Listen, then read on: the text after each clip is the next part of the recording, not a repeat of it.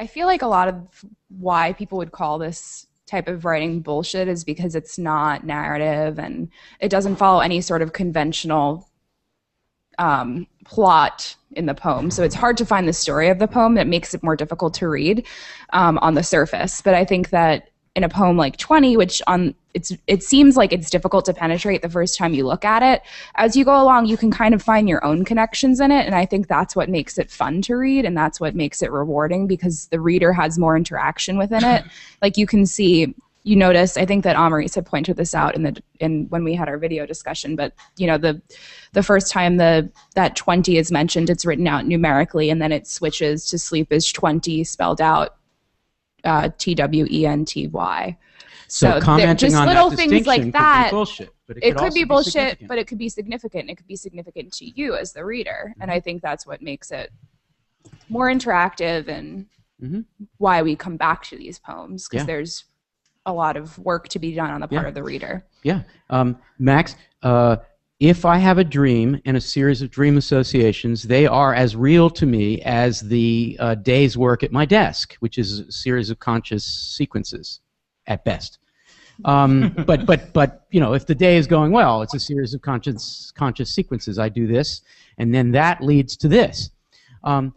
But the dream is still part of my reality, and if I choose to write about a sequence of conscious steps, I've written one kind of poem. But if I decide to try to figure out how to write about that dream, then the poem, if interpreted, could be called bullshit, but it's still my dream. Barbara Guest had a series of associations, and they are what they are, and you can call them bullshit, not Isabel, but you know, she's supposing someone could call them bullshit.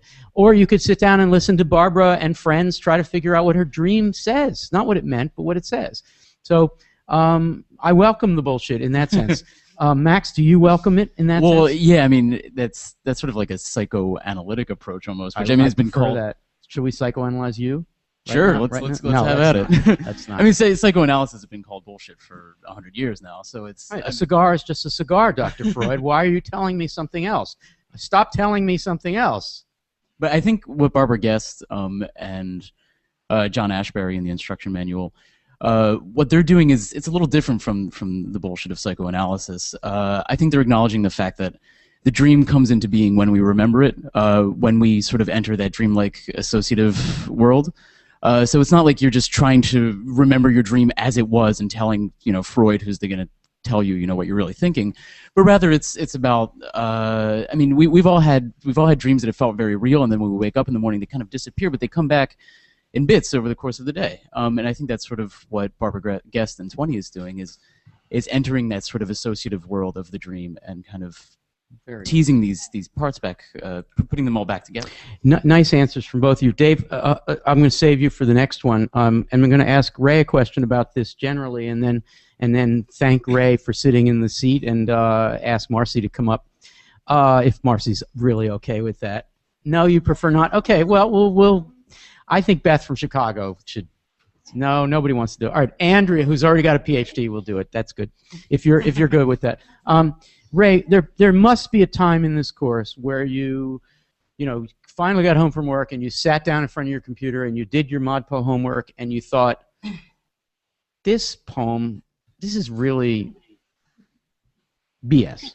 Has there been a moment? And so let's talk about it. Those moments have occurred. Those moments have occurred, but those moments have not occurred. Well, there was one particular poem.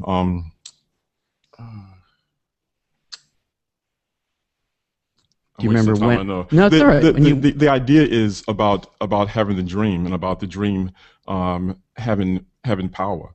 Mm-hmm. And the thing that I thought about, and everybody knows about the Martin Luther King "I Have a Dream" speech sequence, but what a lot of people don't know is that sequence wasn't a part of the original written speech. Yeah, that he had that discussion, or urban legend has it that he had that discussion with Mahalia Jackson, who bankrolled his movement as a gospel singer, and they had talked about a dream, and then as he was giving the speech, Mahalia Jackson said, "Martin, tell him about the dream." Mm. and he kind of pushed her away. And she said again, Martin. She's behind him. She's behind him on the stage. Yeah, that's right. She was behind That's right. him. She was. Because Yeah. she had sung a song. Right. That's right. And so she said the second time, Martin, tell him about the dream.